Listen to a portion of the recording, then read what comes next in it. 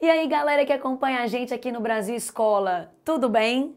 Eu sou a professora Natália Freitas, professora de História, e eu tô aqui hoje para falar com vocês sobre a Revolução Liberal do Porto de 1820. Mas antes da gente começar, não se esqueça, hein? Se inscreva no nosso canal e ative aqui o sininho para você receber as nossas notificações. Vamos lá?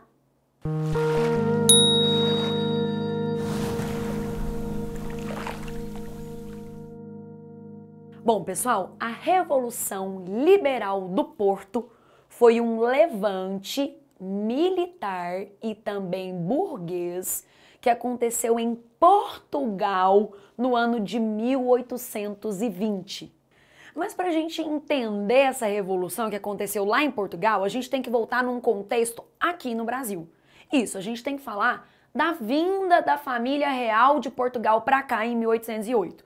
Por quê? Porque quando essa família real vem com ela Dom João VI. Tanto é que a gente chama esse período de período joanino, por conta do Dom João, tá? E aí o que acontece? Quando esse Dom João VI vem pra cá com a corte portuguesa, funcionários reais, etc, etc, ele vai tomar algumas medidas muito importantes, como a abertura dos portos às nações amigas, que é uma característica muito importante desse período, e além da abertura dos portos, ele também vai elevar o Brasil à condição de Reino Unido a Portugal e Algarves. Ou seja, a vinda do Dom João para cá, a vinda da família real, além de trazer grandes mudanças para o Brasil, vai contribuir de forma definitiva, decisiva, para a eclosão da Revolução Liberal do Porto. Então vamos lá, primeira informação importante da aula. Quando eu estou falando de Revolução Liberal do Porto, eu já tenho que lembrar do contexto da vinda da família real, porque foi essa vinda da família real que vai provocar em 1820 essa revolução. E a gente tem que deixar bem claro aqui que quando a família real portuguesa foge para o Brasil, ela foge por conta das invasões napoleônicas e não é todo mundo que vem. Pessoas vão ficar em Portugal, portugueses vão ficar em Portugal.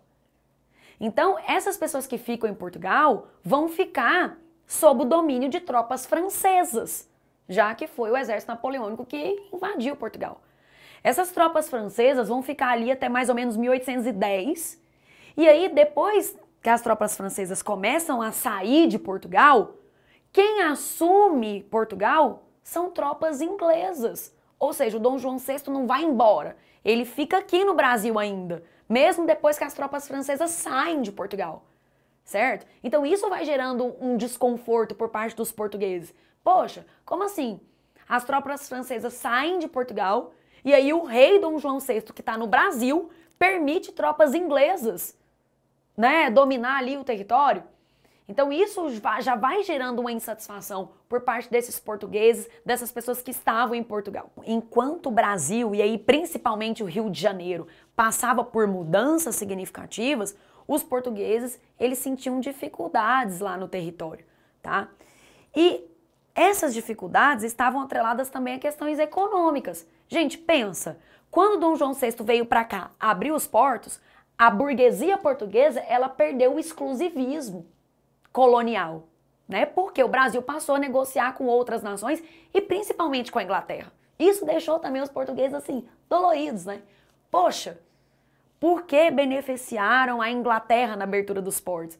A gente está aqui em Portugal. Dom João, você é português. Volta para cá. Então esse cenário aí vai deixando essa burguesia bastante insatisfeita. Por isso que no início da aula eu falei que a Revolução Liberal do Porto também é uma revolução burguesa. Também é. Porque havia essa insatisfação. Por que o Dom João abriu os portos e beneficiou a entrada de produtos ingleses? Só para vocês terem uma noção, a Inglaterra pagava apenas uma tarifa de 15% para vender seus produtos importados aqui, enquanto Portugal pagava 16% e outros países pagavam 24%. Então a Inglaterra foi a grande beneficiada nisso tudo. E há algumas explicações para a Inglaterra ter sido beneficiada. Uma das explicações é que quem escoltou a família real de Portugal para cá foi a Inglaterra, sem contar outros acordos econômicos que Inglaterra e Portugal já tinham. Portugal ainda enfrentava uma crise agrícola e descontrole inflacional. E aí, gente, o que os portugueses começaram a falar? Chega, chega. tá? Todas essas mudanças que o Dom João fez lá no Brasil, elas vão ter que retroceder. Esses portos vão ter que ser fechados. Então havia uma ideia de que a economia portuguesa só iria se recuperar se o Dom João revertesse todas essas mudanças. Se ele fechasse os portos, se ele recolonizasse o Brasil.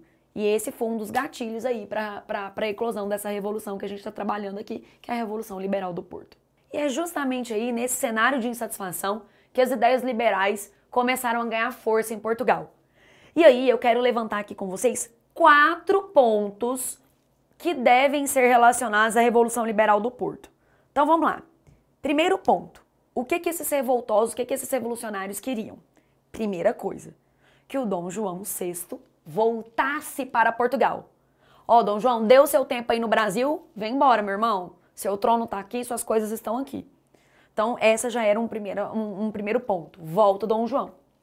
Segundo ponto, Dom João, o senhor vai voltar e o senhor vai fazer uma nova Constituição para Portugal.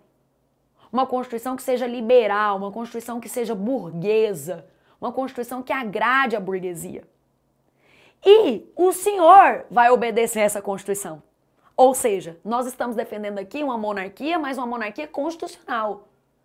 O senhor vai limitar os seus poderes nessa Constituição, o senhor vai obedecer essa Constituição. O senhor vai voltar e vai obedecer essa Constituição.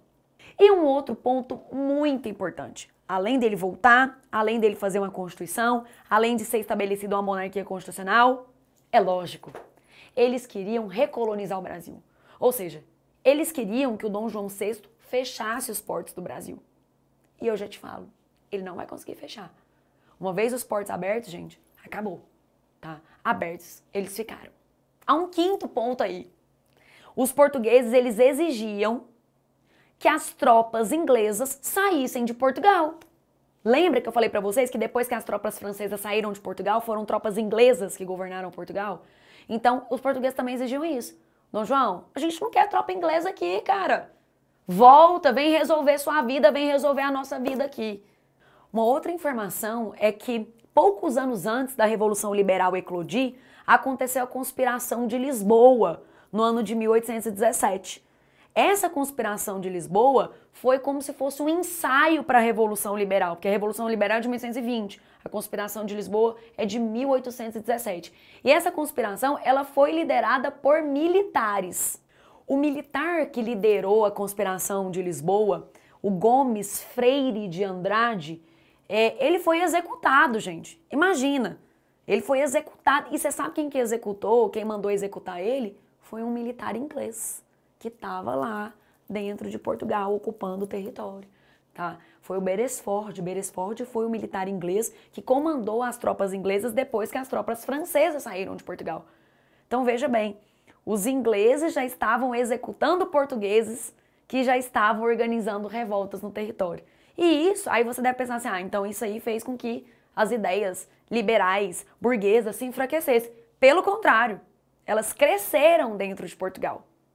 E aí, já no ano de 1818, uma organização secreta chamada Sinédrio foi criada.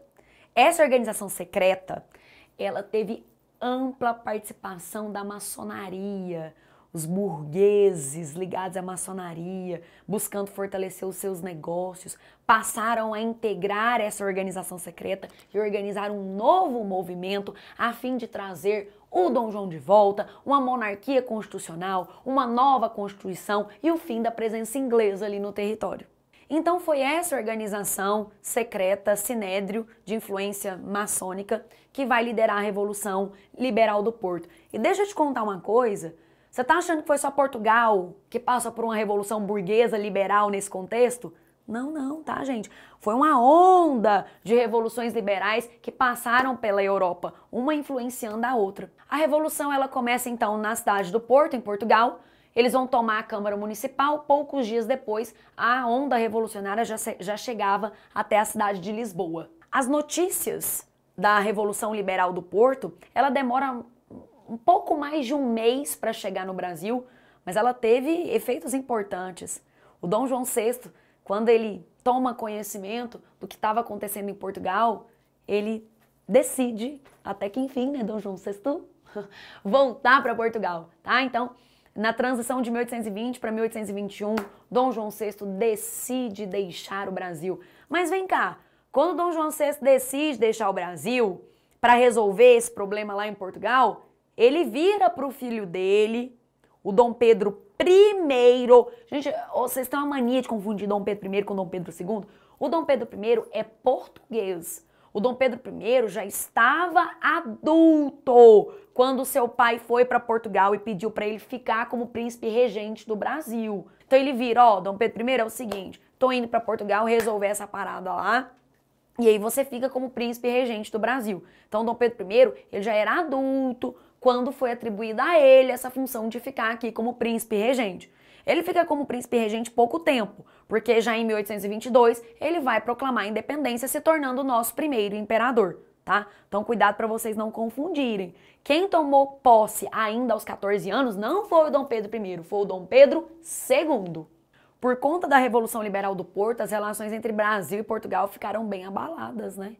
E isso acabou contribuindo para o processo de independência que aconteceu em 1822. Bom, pessoal, gostaram? Espero que sim. Aqui eu trabalhei com vocês os principais pontos relacionados à Revolução Liberal do Porto de 1820, tá bom? Acesse os links na descrição, acompanhe aí todas as novidades que o Brasil Escola tem para vocês. Até a próxima. Tchau, tchau.